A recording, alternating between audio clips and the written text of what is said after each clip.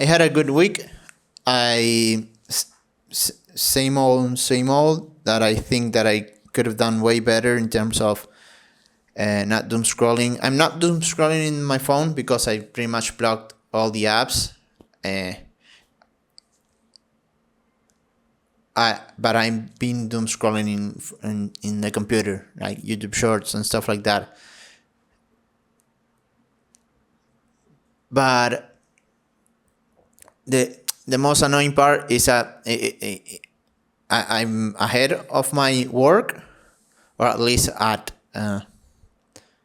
pace, and I'm not behind, but I'm not far in advance. I'd love to be a little bit more in advance, but I don't know the expression at pace comes to mind. And I've had free time that I think I wasted. That's why I feel a little bit bad about still not having full focus on whatever I'm doing, even if it's like resting, like plan rest. One thing that I just mentioned in the same type of video that I do in Spanish is that I don't have any separation in my day, meaning that I'm only available a certain amount of in between some time of the day to work, and I attribute that to when I work at a $50 an hour rate with just 2 hours a day. I made $2,000 a month. 2 hours a day of a working day, not counting weekends. So it felt like I could work. I just need to work 2 blocks of 1 hour in the day, so I didn't need to schedule it, and I was able to not just do whatever I wanted.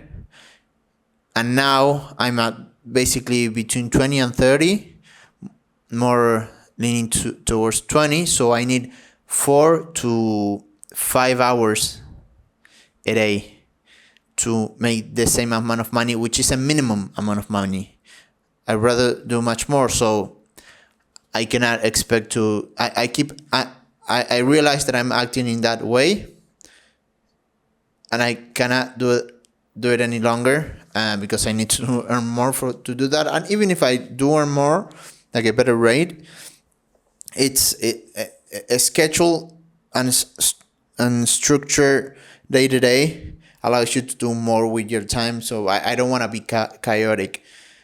I want to have a structure that I feel I'm just procrastinating on not dealing with the sacrifices needed to have a structured day. For example, I've been like sleeping in a lot every day, 30 minutes, 30 to 45 minutes. It hasn't been over an hour. So that's good, but it's like whenever the alarm goes off, I should bounce off the bed. And if it feels so awful to do that, it's crazy, but it's just for a second. It's like ripping off a band-aid. And every time I sleep in, I regret it. So it makes no sense. But in the moment, it's just hard. Oh, but also at night, I've been like wasting time. I stopped like being very strict that after a certain amount of time, I stopped doing everything I should. I also attribute all of this to not having enough demand to have like fuck you demand, not fuck you money, but fuck you demand, meaning that I have one client that represents pretty much paying all of my bills. So I do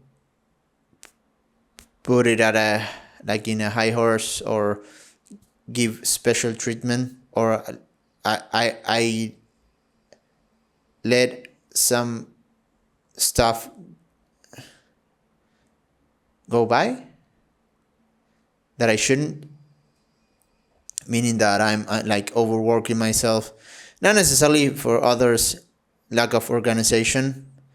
Might be everything might be all self-inflicted for not being focused at what I'm doing. But I do feel that uh, there's stuff that I could be saying, some details that are important for me, that there could be a better. I think everything is just self-inflicted, and not valuing myself at my work. That again, that's what makes me go be super detailed on everything. I just need to figure out how to stop procrastinating, have better like limits on everything I do to be able to produce more, be more, not suffer unnecessarily. I be grateful of the challenges that I have. And one thing that happened this week was like a special kind of work for my $1,600 a month client, which I simply saw as a challenge and let's have fun with it, rather than more customized work and being like butthurt about it. It's like, no, let's just have fun with it. And what else will I do with my time? Let's say I get paid double and work half the time. Okay, done. What would I do in my day? So working on something on the edge of my skills and performance, looking for more performance. Is like I could be, let's say, playing tennis, that I'm super obsessed about it now that I started playing. I will be on a court doing what? Trying to improve my performance. I can do that with the work, with that challenge. So I think all suffering is most of the suffering is self-inflicted. So it's just mental calibration and physical calibration. Physical in terms of scheduling my day way better and just following it. And if something consciously or unconsciously doesn't sit well with me in that schedule, just I should note it and change the schedule, because that's in my control. So yeah, it's just the dumb stuff that it's not dumb whatsoever. Just because it's so simple doesn't make it dumb or easy.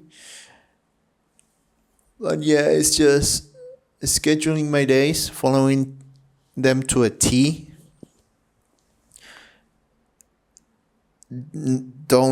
Not thinking about the fallacy that if you don't have a structured day, more things can happen. That's the reverse. If you don't schedule things, less things will happen, because you cannot maximize your time. Meaning that if you schedule your day, I think the reason why it feels sometimes either boring or overwhelming is that you see how finite time is, and you cannot do a lot of the stuff you want to do. You have to pick. And if you don't schedule anything, you think that everything can get done and you can do everything, and that's just a lie. So you live in that lie. And that's the problem with not scheduling things, and how sometimes scheduling things can feel bad or awful. But yeah, it's the same old thing week in and week out. But I'm making progress, because basically now I earn at least $2,000 a month now. If it wasn't for this last client that I got, that is an agency, let's call it the second agency, the $1,600 a month client, let's call it the first agency. The first agency is settled and it's good. I feel a lot of security there with that client. The second agency is like building towards more stable work. Looks like his new offer is out there and he has clients already, past clients, I'm gonna make, I think I already said it in this video or maybe on the Spanish one, but I'm this month I'll end at least 27 videos, so that's almost $900, which puts me at $2,500 for the month. So with just those two clients, I'm already at 2,500 or at least about 2,000, assuming that in the very least the second agency gives me 15 videos a month, but probably it'll ramp up from here. So if I get 60 videos a month from the second agency, we're talking about $3,000 a month. And so I'm establishing things. That's what the word I wanted to use. The first agency is established. The workload is established, but I don't know, settled, established. The second agency is establishing itself. So I'm progressing, and I was able to endure all of this time thanks to all the other little clients that I was getting, the money that I was getting there, even though it was chaotic, custom to every single client, which is something bad. I have to standardize my offer and not do custom work for any new client unless I'm charging a premium price and I have help. And definitely I just have to be a great weapon for agencies. That's clearly my niche because I'm very structured and reliable and good editor. So that was my niche all along. I don't know why I didn't exploit it before, but now I know it. Again, the first agency is good. I need to establish, hopefully the second agency is also establish itself. Once it's at 60 videos a month, it's like I'm not like hostage to the first agency in terms of needing it to work perfectly. And I'll have more like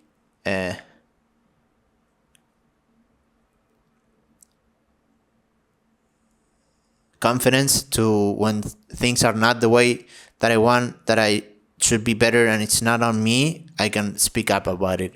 I should right now, but I'm just scared of obviously losing the work that I'm willing to deal with shit. Not that there is much shit. Again, most of it is self-inflicted, but I could even negotiate my rates more and stuff like that without even, having the man gives you a lot of power for negotiation, and so yeah, it's as simple as that. And if the second agency establishes itself and I look for a third agency and we're talking about $1,500 per in average per agency and I'm at $4,500 a month, that would be like the North Star. I know that I won't be able to I should do that. Yeah, I want obviously to build a business, but let's first establish my work and have three jobs as a freelancer. That will give me a lot of structure. I won't be relying on just one of the agencies, so I'll feel secured. And even if one drops out, I'll still be earning $3,000. And even if a second one drops out, I'll be earning $1,500, which but by the time the one have dropped out, I will be like on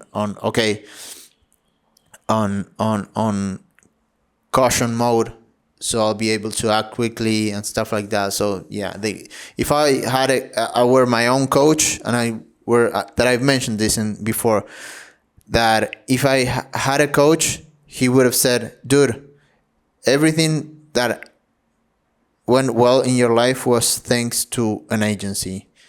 Work for agencies. Keep building demand from agencies so you can even increase your prices. So yeah, I just have to, my niche is agencies. I should organize what I have, possibly drop my clients, at least the annoying ones, but I don't have them. They just kind of drop themselves. I just have two now, the one YouTube video a month guy and my local client. That my local client was super consistent for 3 months. That was super helpful. And now he's been very inconsistent. But I don't care because I now have enough money to sustain myself and I don't need him, which makes the work much more enjoyable when he does give me work. So yeah, agencies is my niche and I should exploit that.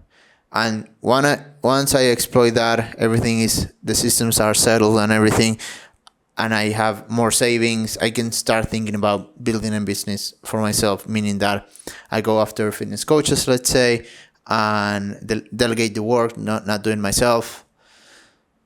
And yeah, it is that simple.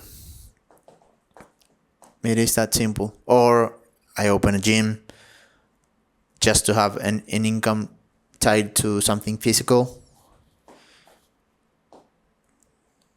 Yeah. I've put in a pedestal or thought that being a business owner is the way to go, but nowadays you can be like an entrepreneur. I believe you can be an entrepreneur inside of a job. And I think everyone should act like they are their own business, because you have to create results for someone. That could be an employer or a client. Otherwise, you're not getting paid. So it's the same thing. Having a job or fulfilling for an employer or fulfilling for a client is the same thing. A business owner is just someone who knows how to delegate, pretty much, and has the back of either money, a skill, or something that allows them to leverage someone else's work and selling and stuff. So yeah, I thought I'm trying to justify. I don't want to feel like a bitch saying that I couldn't handle entrepreneurship. I always thought that business is the way to go. But just like if I were to have employees, we are all on the same level. Like Adler would say, just different responsibilities. The fact that someone earns more doesn't necessarily mean a better life. Every single life is different. So yeah, I don't care if I build a business before 30. I'm about to turn 30 at the end of this year, or before 40, or during my 30s, during my 40s, during my 50s. I don't care if I make 10K or just 3K for the rest of my life, because a good life is below $2,000 a month. Maybe it's at 3 if you have a family, even less maybe, because it's not like I want to spoil my children.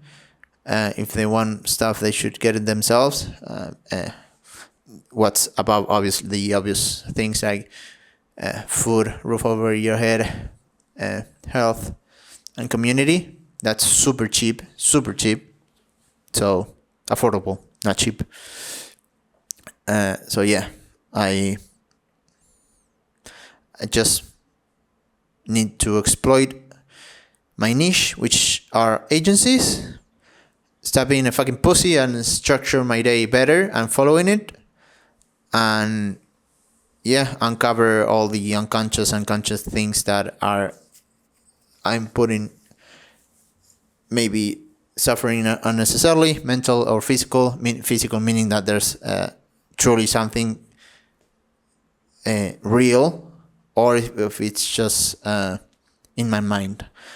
Hopefully that made sense. But yeah, thank you for watching the entire video, and I'll see you next week.